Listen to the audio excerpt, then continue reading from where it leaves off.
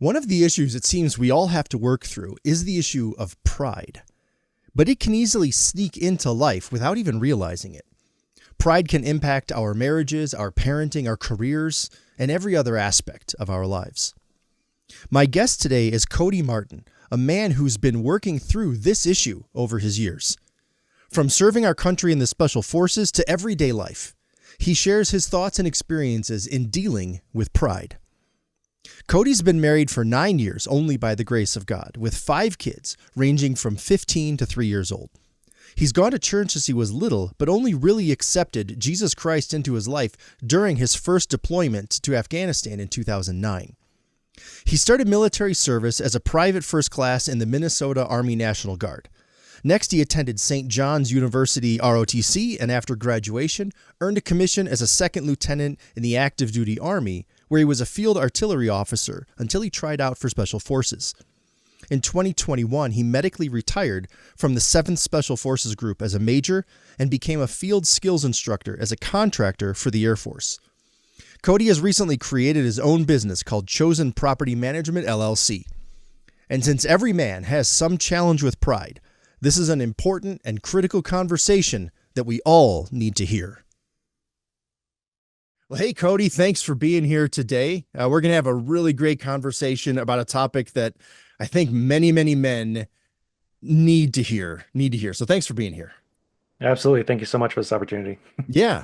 Yeah. So we met several years ago now at a base camp event here in the mountains, and you've got a great story and some great experiences. And the topic we're talking about is this subject of pride and men dealing with pride in their lives. And what I'd love to start with you on is, in the Bible, beginning to end, there are tons of verses about the danger of pride.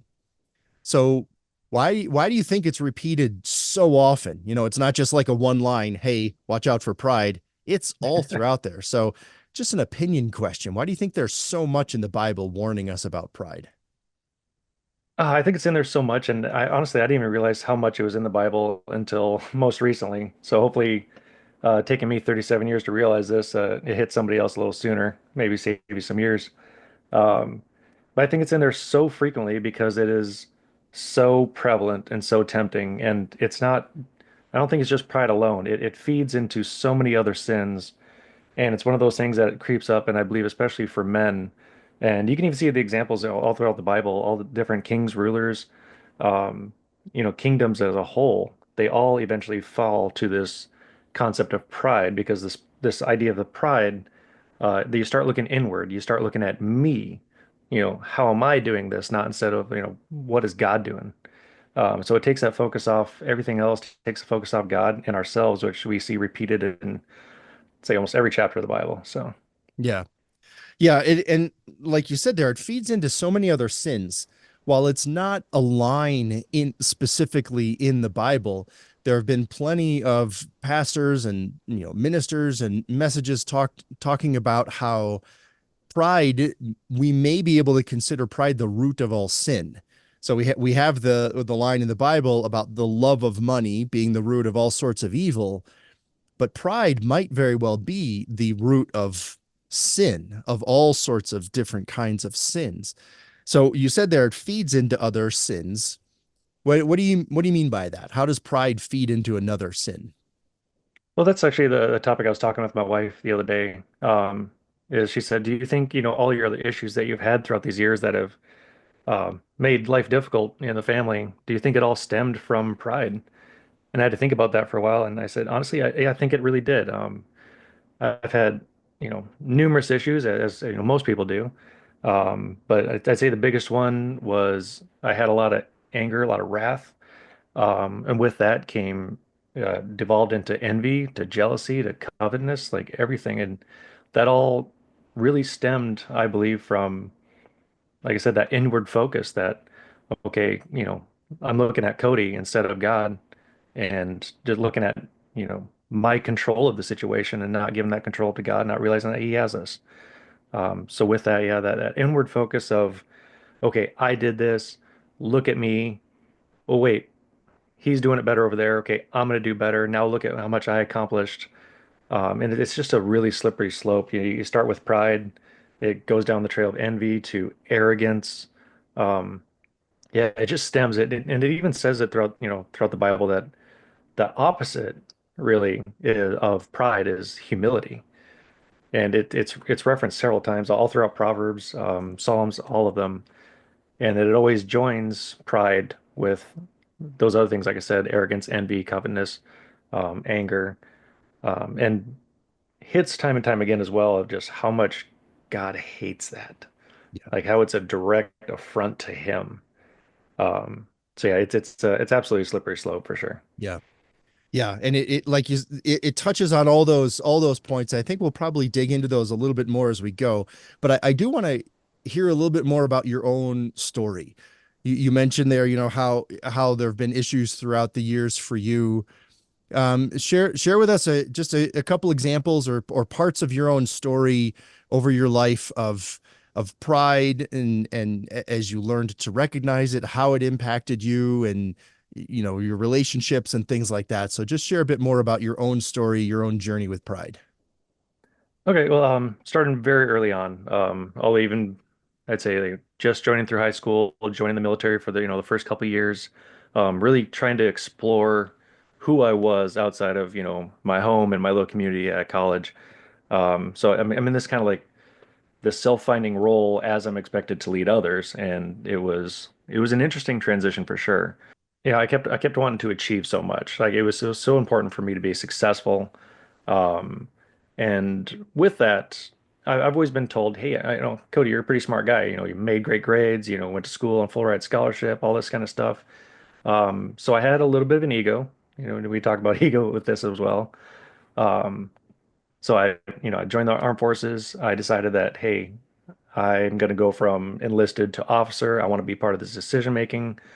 I want to save those around me. I want to be responsible for those around me. And that's where it started already early on. And I didn't see it because it starts off with such good intentions. Mm-hmm. You start off with saying like, hey, I'm doing the right thing. For those who look down on others, that talk down to others, that covet, that do all this kind of stuff, it's like those are for bad guys. Like I'm not a bad guy, right? So it kind of starts with these like little lies that you tell yourself that you don't even realize, and they just grow over the years, and it's so slight at first. Um, but the first I can remember back when I was going through different tests throughout life in the military, that one I was warned about, hey, like your anger gets the best of you, like you really can hurt people just with your expression of anger, and I didn't realize this. I thought, well, that's just people being, weak. Right. It's them, it's not me. Yeah.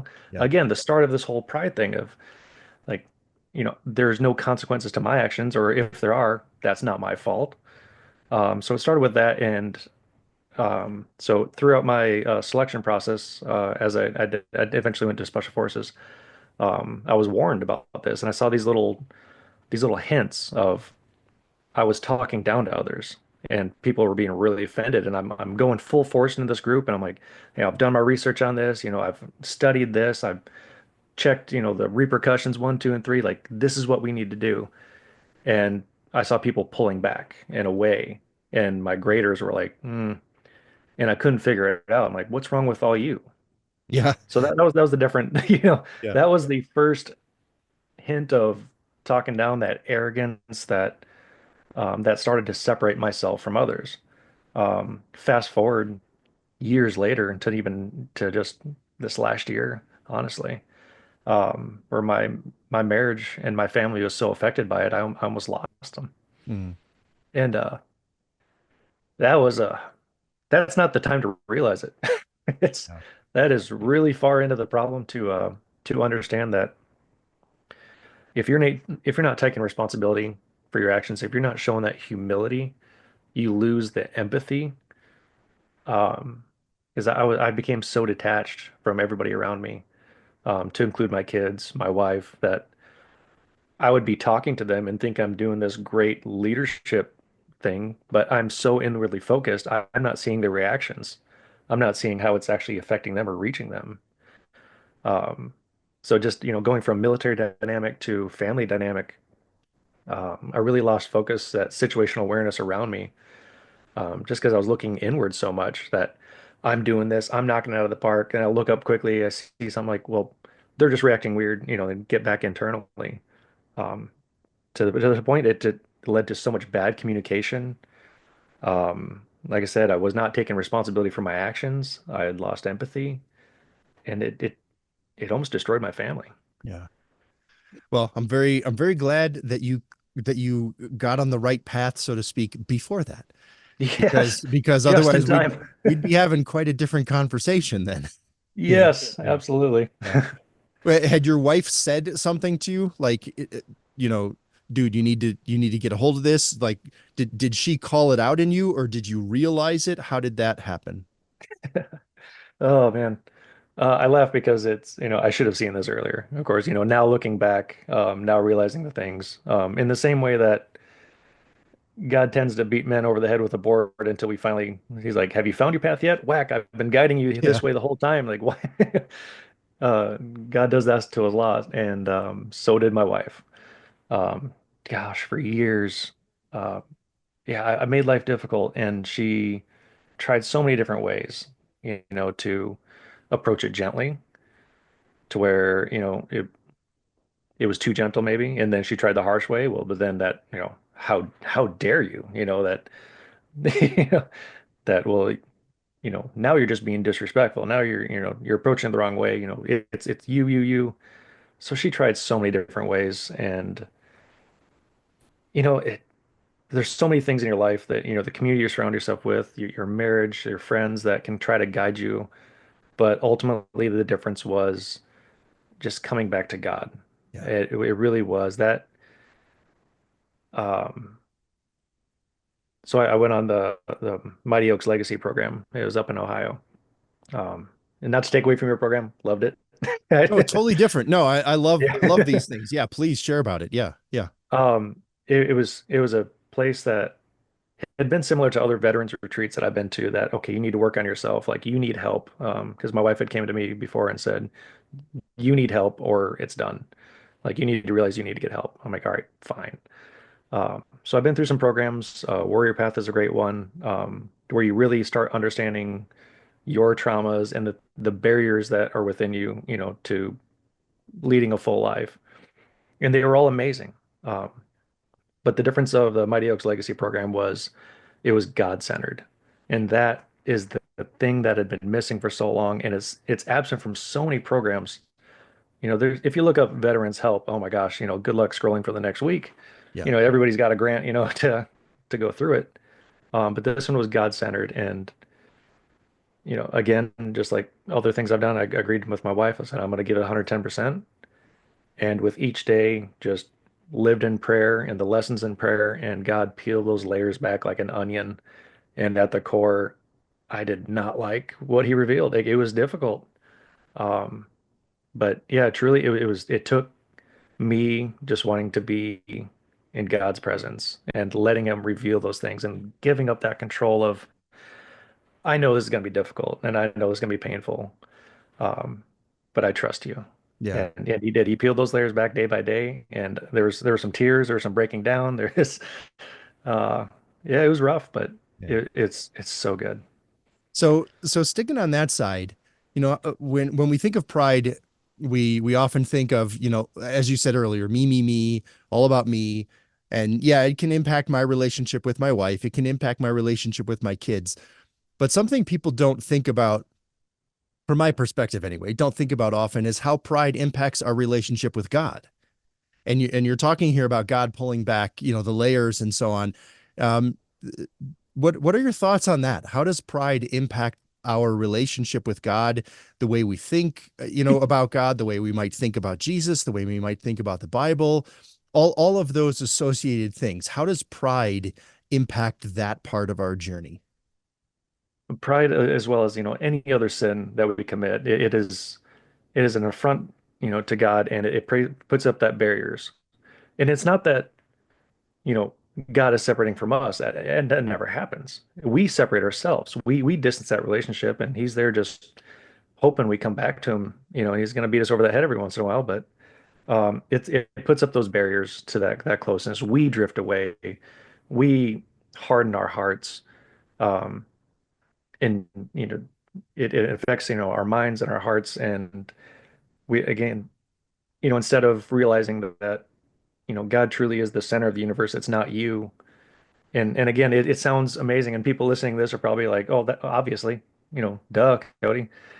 But like I said, it's that slippery slope over those years that you don't realize it. It puts up those barriers, and if you're not getting closer to God, then you're getting further away. And if you're not focused on Him, then you're focused on something else that you should not be focused on. Uh, so yeah. Yeah. Yeah, and you're totally right on that. The slippery slope part. Because it's not like most men set out in life say, you know what I'm going to be? I'm going to be prideful.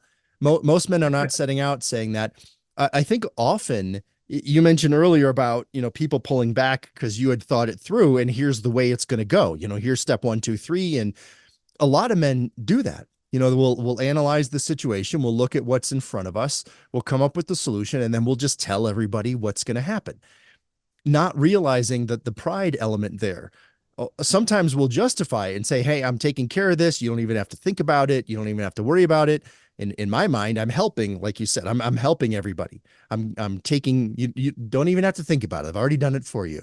And You're so that, welcome. yeah, you're welcome. Yeah, you should be thanking me, really, is what's happening here. So why aren't you? So yeah, that slippery slope. How have you seen the slippery slope? Maybe in yourself, but you've shared some of your story. But how have you seen that perhaps in other people? As you've talked with other people or connected with other guys, or just what are other examples of a slippery slope pride thing? Because most guys don't see it when it's happening. I'd say most ways we can recognize it is let's say you're applying for a new job, you're meeting your new manager or your new boss, and so you go into there and you've read the reviews, right? You've read the brochure. The brochure says, awesome pay, awesome benefits, great workplace, all this kind of stuff, right? Um, but then you show up and you just have an awful boss, right? That toxic leader, the one that does not take your input, that you can put all the work in you want, you can say anything you want, but they just kind of have their mind made up already, Yeah. that they're taking your job and the company's direction in a direction that was not as advertised. I mean, that's probably, I think, one of the more common things that we see. We talk about this, this toxicity in leadership at all levels. And well, there you go. That's somebody who's so driven to succeed for themselves that in their own line of thought that they've closed off the world, that they've closed off everything around them. And that while the heart, of that company or that job may be true, you got these people in the way. They're just getting in the way of fully achieving that potential. So that's something I think we see so often. We don't really think about it as a pride issue, because we think of like, oh, they're just a jerk, or whatever worse name you can come up with. Um, but yeah, once you realize that a lot of problems, you take that step back and just kind of ask why for a second, and understanding if you can self-analyze for a little bit of like, okay, this is where my pride has taken me. You start to see it so clearly in others. Um, we we've seen it recently. Even we we've been going through some legal stuff lately, and even amongst our lawyers, like, okay, this one is really driving forward. We've said we don't want to go this route. We've laid it out completely, and just keeps pushing, just kept pushing. Well, maybe he wants to, climb the ladder in his own firm. Hmm. Maybe there's some benefit to this, but it's that I'm gonna hit this home and I'm gonna work hard at it, you know, for whatever my own objectives are. So we see it in normal everyday things, and it's hard to, like I said, it's hard to pick up right away. Yeah. But once you understand that how rooted pride is in everyday life and everyday sin, you start to see it, and it opens your eyes a lot. Yeah. Yeah. And it's rooted in so much. And you mentioned a few of the things as men in our achievement oriented, career driven, in that part of it, it can be there without realizing it. It can be there in really small little things. You're driving through, I don't know, you're driving through a parking lot and you see an open parking spot, and in your head that's my parking spot. But if somebody else got there first and they pull in. Now you're mad at them for taking your parking spot as if you have ownership over it. It's not yours, and these little things can really indicate it. And yeah, pride can seep in everywhere throughout our lives. Yeah. Absolutely. Even within marriage, like it's just the simple things. Like I kind of keep hitting this home because it's where it starts. But just between, your wives or, whoever you're with, that, okay, I did this, I cooked for 3 days straight. Now you owe me, you know, cooking for at least the next day, or I did this, or I got up and took care of the kids. Now it's your turn. Um, that I have accomplished something, therefore I'm now set apart from you, and now you owe me. Like it's that kind of pride will affect your relationship so badly that you lose that concept of I'm going to give everything to this person I love at at the risk of myself. Like I may be diminished, I may be hurt by this, but I'm going to give it to them because I love them fully, which is the true basis of marriage. And that gets lost. And once you start losing that, then you start affecting trust. Then you start affecting that whole relationship. Because once you lose trust, I mean, that's a very quick downward slope. And I'm sure many of us experience that. Yeah. But just those little things of pride, even within your relationship, that, this, the Bible describes it as haughty. That's where that arrogance, that self-righteousness, that I am so righteous for doing this, now I expect, this contractual obligation instead of, a covenant. It Yeah, it's not a this for that. It's not a quid pro quo. That Right. doesn't work in a relationship. Right. Yeah. Yeah. The first time I remember reading this phrase, I think it was in the No More Mr. Nice Guy book. He uses the phrase covert contracts. And a covert contract, it's covert because we didn't discuss it. It's not out in the open. It was a covert contract I made in my mind. I'm going to cook for 3 days, therefore you're going to cook for 3 days. But you don't know about that because you didn't enter into that agreement, and you're not Yeah. even aware. So it's a covert contract. And you mentioned the haughtiness line in the Bible, and one of the things in the Bible that is quite clear is pride comes before the fall. And Yes. we often think, well, I just fell. So, but I don't know how that happened, almost as if it just came out of nowhere. We'll think it just hit us out of nowhere. But if we take a moment and we look back and we look at all the steps preceding that fall, Yes. quite often there's pride right at the root of all of those steps. Absolutely. Think of the last time that you, no kidding, took responsibility and apologized. Pride keeps that. There's the most basic example is, I'm not going to apologize for this. How can I lower myself, debase myself, to offer you an apology? Like that's pure pride. And yeah, just I had another point there and I totally lost it, but that apology thing really got me. That reminded me Yeah. of that bad communication that um Yeah. yeah, the pride Yeah, getting in the way. and even that point on the to the communication aspect. In so many marriages, in so many relationships, one of the struggles we'll run into in communication is pride. Well, so I shouldn't have to say this, or I already explained myself, or I already said what I was wanting, or I already said what I meant, or you should know what I'm thinking, or you should know what I'm implying. There's so much of this stuff just automatically built in. If we would step back and realize, okay, why don't I just take myself down a notch here and be clear. I'm going to tell you with as clear language as I can. I'm going to make my expectations known, and I'm going to, when I'm wrong, I'm going to say sorry. And even if I don't think I'm wrong, if it's an opportunity to heal something, if it's an opportunity to try to make my relationship better, I'm gonna do that. What was Jesus's error when he washed feet? What was he wrong about when he washed feet? Nothing.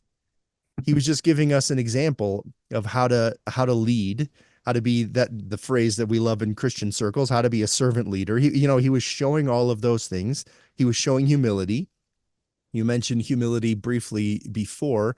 Humility Yes. is the antidote to pride. So what are your thoughts on that now? As you walk through this journey the idea of humble. You mentioned before, thinking, well, somebody's just weak.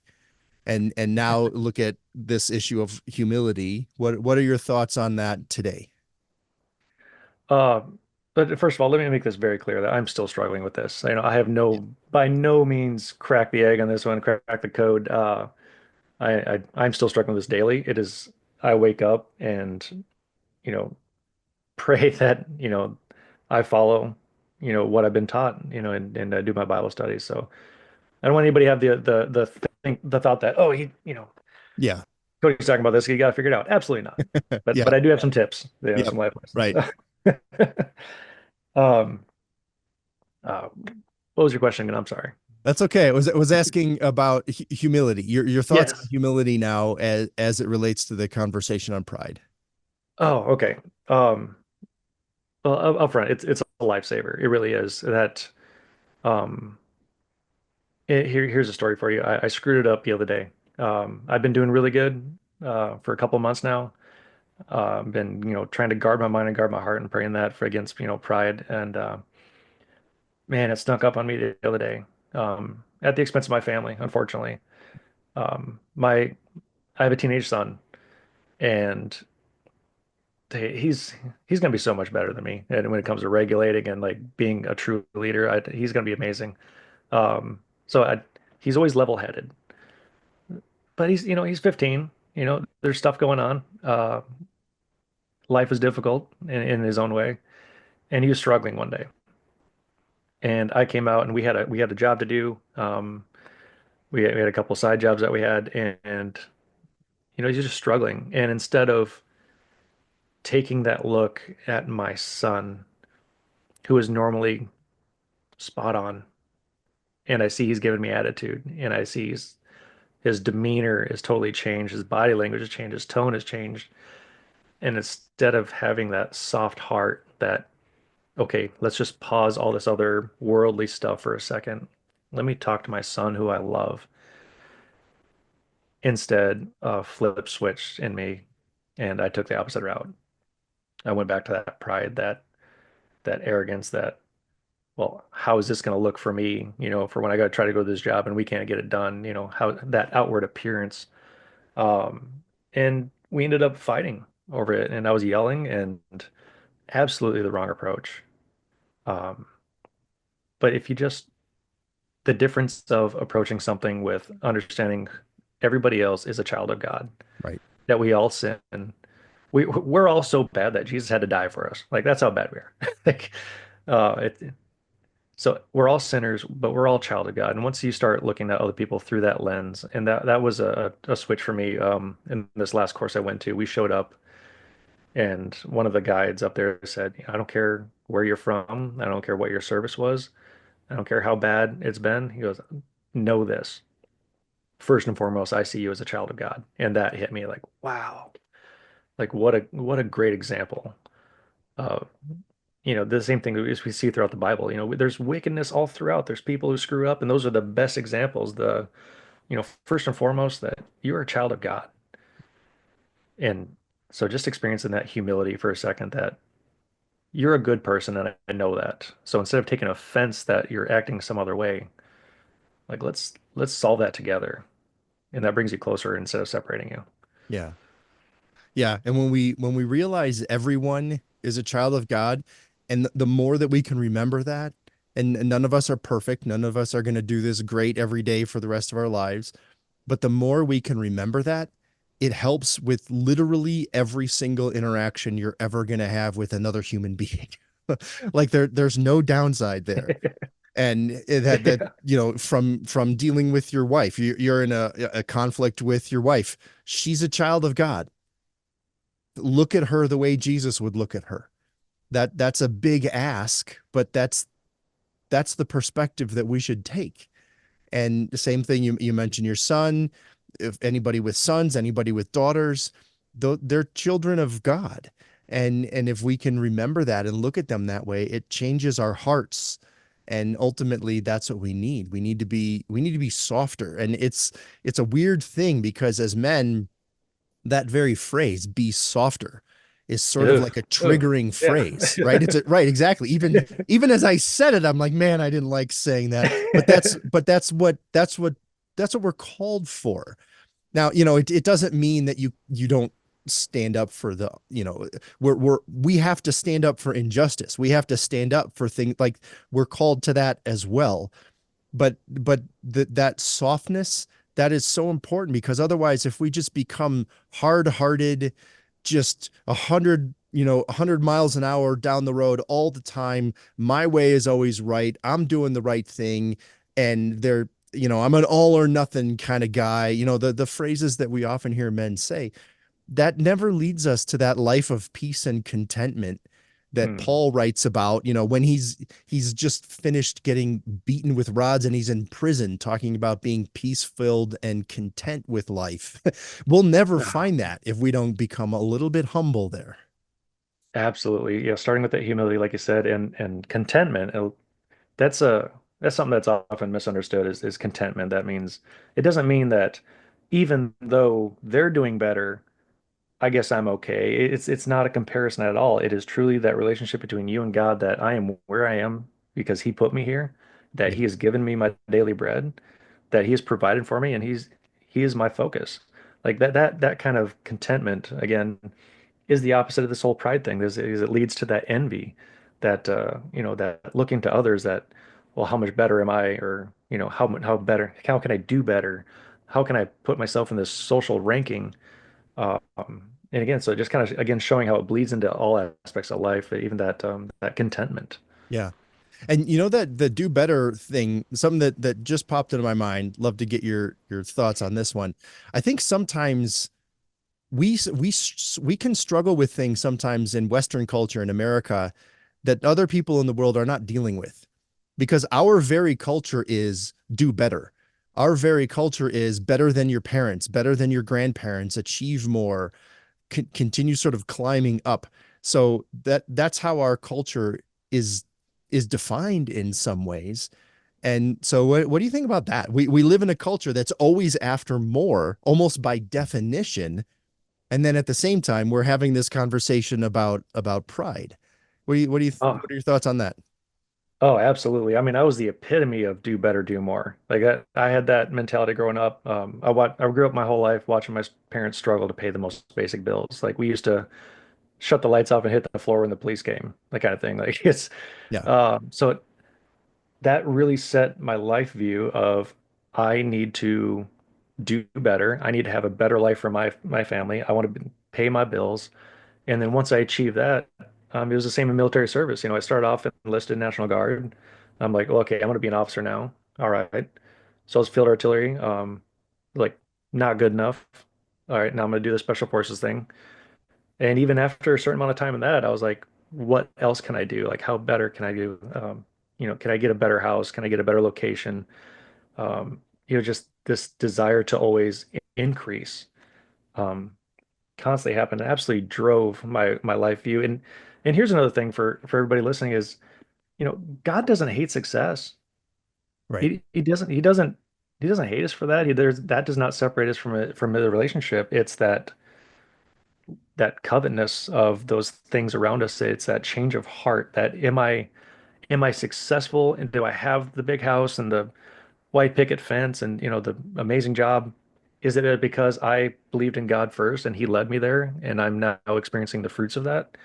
Or is it I disregarded Him? I invited Him when I felt like it, Right. and wondering why I'm struggling on this whole path.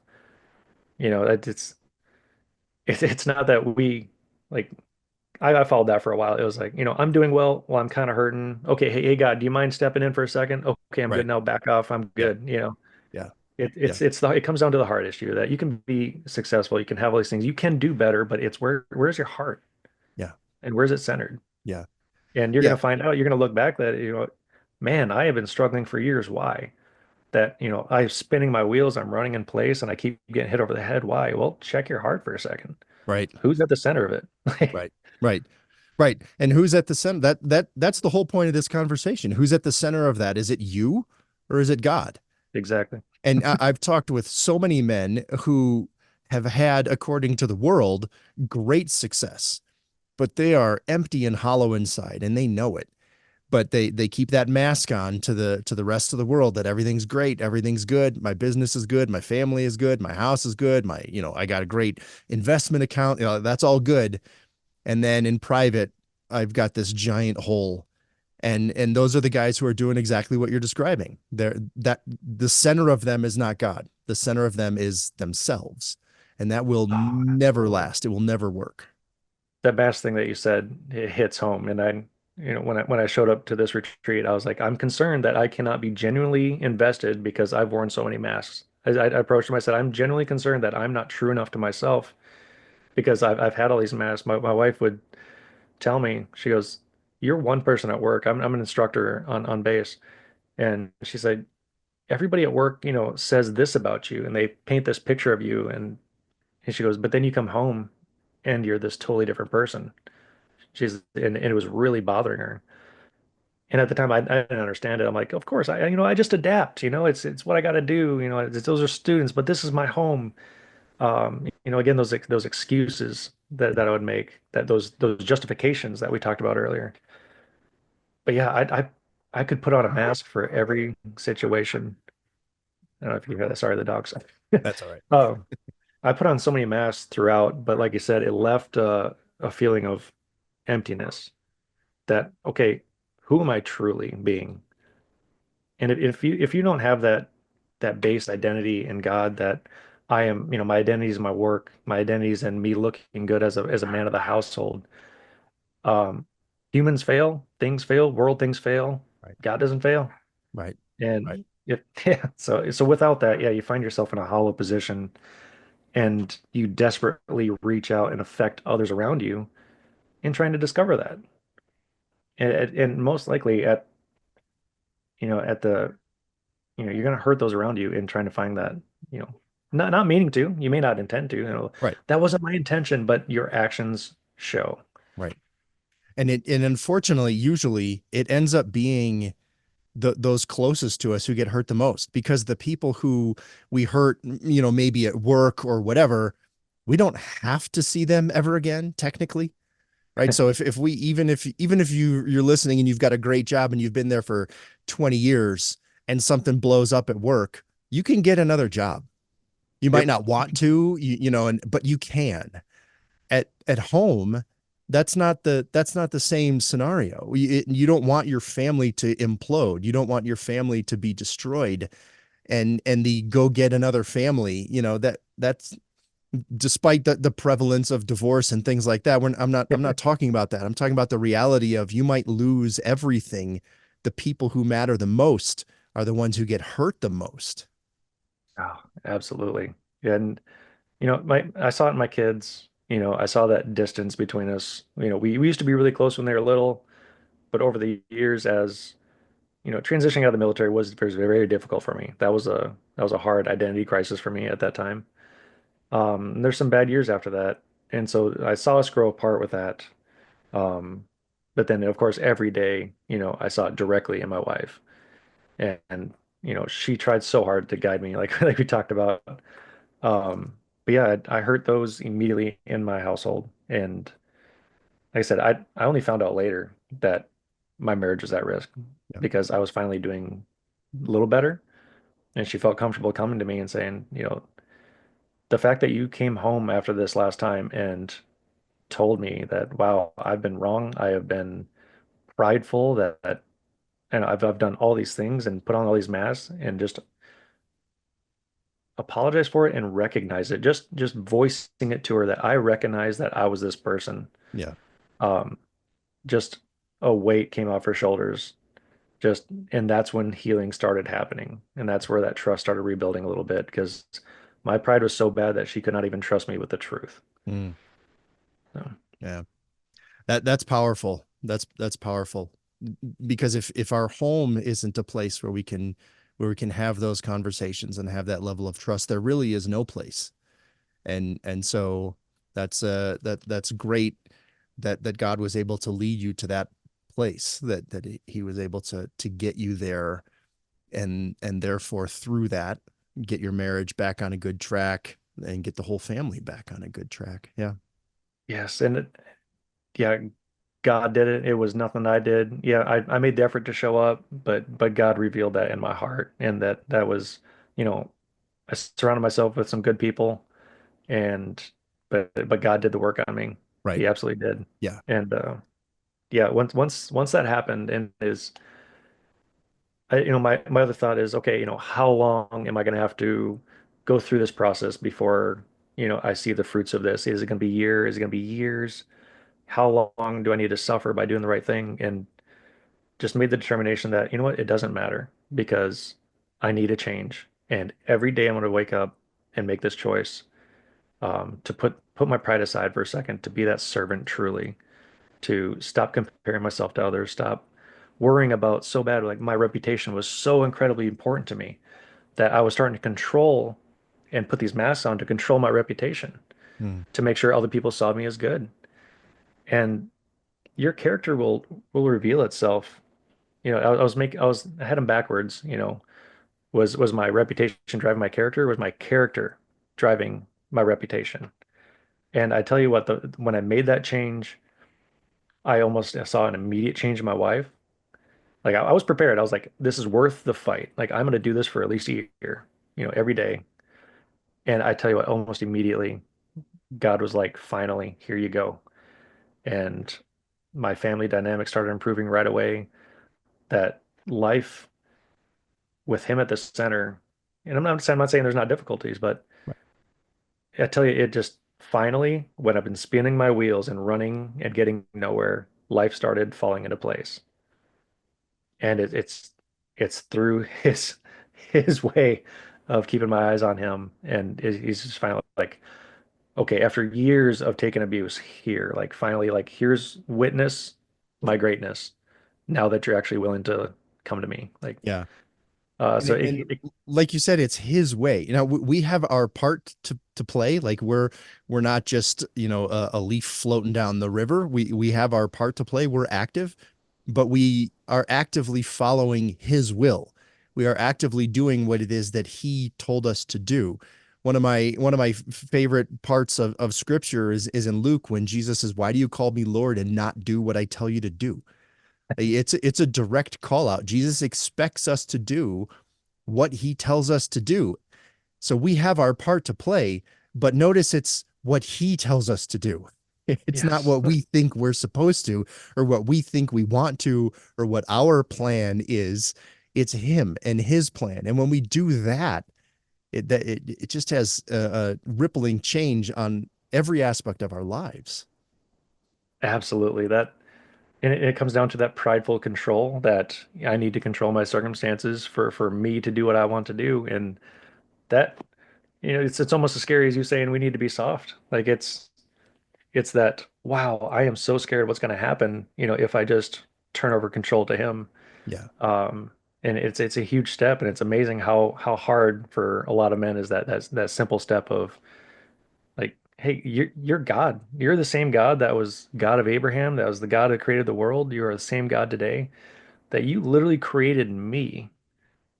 Truly understanding that fear of the Lord, and truly not just reading that and moving on, but embracing that idea and like, okay, I guess in my feeble human mind, I can let go of at least today. Let's start with today. Like, Yeah. God, I give up today to you. Like Yeah. it's Yeah. Yeah. That's why so often breakthrough happens with men when we hit our lowest point. When we finally fall down on our knees, throw our hands up and say, "Okay, God, this is you. I've got nothing. I give you my life, I give you my marriage, I give you my children, I give you my career, I give you my everything because me at the center is not working. It's yeah. just not working." And often it takes men to hit that breaking point. And our hope here in this conversation for guys listening is that they'll recognize it on the way down and not actually get to the breaking point, not actually Yes, get to that exactly. full bottom because it's no fun being down there. No, it's horrible. Yeah. Oh my gosh. Yeah, it's so heartbreaking, and yeah, to realize that everything around you that you've been working for is gone because you had the wrong outlook. You had that pride issue, that's the wrong time, Yeah. that you can save it now. Like just take a good, hard, honest look, pray for it, pray for God to reveal on your heart that where you're being prideful, that where that's intervening, and you'd be surprised on how often you're doing it day to day. Yeah. Yeah. Hey, something I want to ask you as we're getting close to the end of our hour, a related topic, but it didn't come up naturally in our conversation, and I did want to get your thoughts on it. And that's sort of the relationship or connection, not sure the right word here, of being proud of something and being Uh, prideful. yes, Because I've talked with men about that, and it's sort of we feel like, where's the line? Like, can I be proud of anything? Like, is it okay to be proud of anything? Is it always prideful? Or, what's so what are your thoughts on that sort of big open blob of a topic? that I'm so glad you brought that up because it's been on the back of my mind, but then we kind of go down our separate tracks. But that is a great question. That's something I struggled with, and in studying up to this podcast, I was going through the Bible, and like you said, there's so many different references to pride and arrogance and self-righteousness that okay, so where is it allowed? Like, am I allowed to be happy about things? Like, this is not meant to be a dark and dismal concept.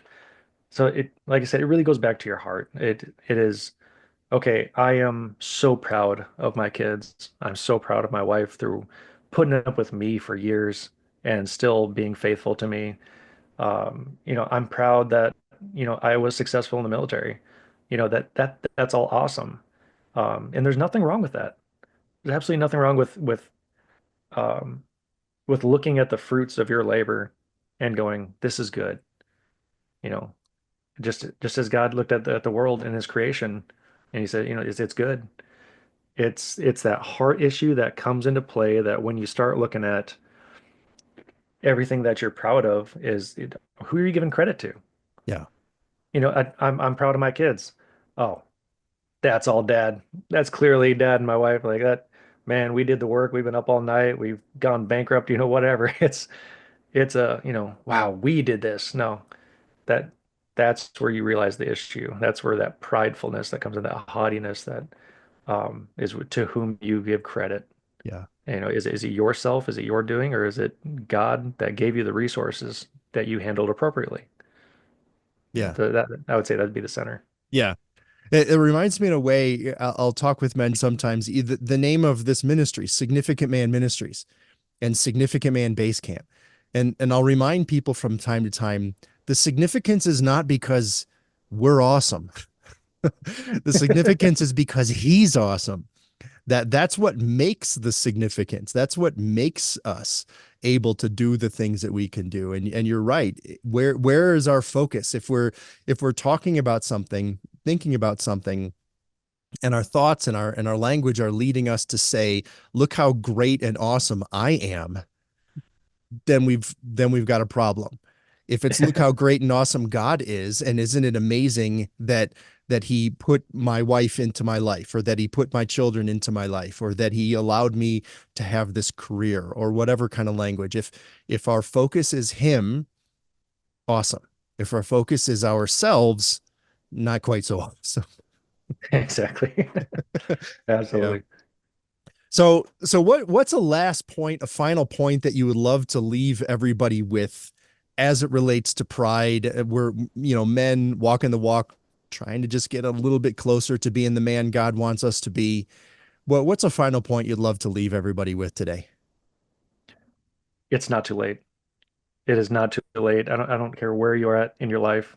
You know, God has you, and do that self-reflection. Just it's not too late to make those small changes. Don't go out there and try to start something big. Don't, well, I was, the most supreme tax collector. Now I'm going to be a monk. It's not there. You don't need to do those big swings. It was the very simple things, those simple attitude adjustments. Start small. Start small. Focus on that for a while, and you'd be amazed on how much that's going to change your life. That, just don't try to jump into the deep end. Yeah. Start shallow. Yeah.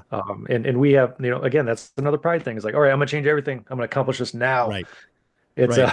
That's a very man thing, by the way. Like, I'm all in, yeah, it's done. As of all tomorrow, in, whole all world's or nothing. different. Yeah.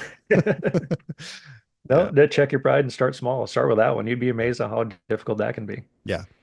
I love that. Start small, because that's ultimately how we do make these changes. Small intentional choices is how we make these changes. If you've got, you're driving a cargo ship from, from England to the United States, you don't make a 90-degree turn on a dime. You're going to have to make a tiny little course correction, and then another tiny little course correction, and another tiny little course correction. And then suddenly you realize, hey, now we're headed in an entirely different direction, just because you were intentional about these small little choices. So maybe the language you're using with your wife, the language you're using with your son or your daughter or at work, you recognize that, you become aware of that. So yeah, I think that's great advice. I think that's a great way to wrap up with everybody, is just be intentional. You can make these changes, keep God at the center, and you're on the right path. Absolutely. Just one more thing that came to mind. Yeah. If you find yourself like this is huge for men, right? Respect. Like we're big about respect. Women are mostly, about love, and we need both. If you find yourself getting worked up that you're disrespected, that you're offended, in some way that somebody might have disrespected you, that's your red flag. That's your caution flag. That's your gate. That's your moment you need to take a time out and say why. Because you're going to experience that every day. And then you're going to realize that what's at the center of that is exactly what we talked about. Yeah, I love that. I'm glad we got to that, even though we're wrapping up. That's a great last point, actually, because so many men, that disrespect thing really is a primary trigger. So if Oh, we for can sure. if we can step back and look at that and go, wait a minute, that was my pride there, and pause on that, reflect on that, pray about that in the moment, like that. That's a great intentional choice to make, is to recognize that, and pause and pray right there. Absolutely. Yeah. Well, hey Cody, it was great talking with you today. I really enjoy your perspective on this. I think pretty much every guy who's listening to this has some level of pride that he's working on in his life, and really do appreciate your perspective and talking with you. So thanks for being here. Absolutely. Thank you so much. And I hope this makes a change for somebody. Thank you.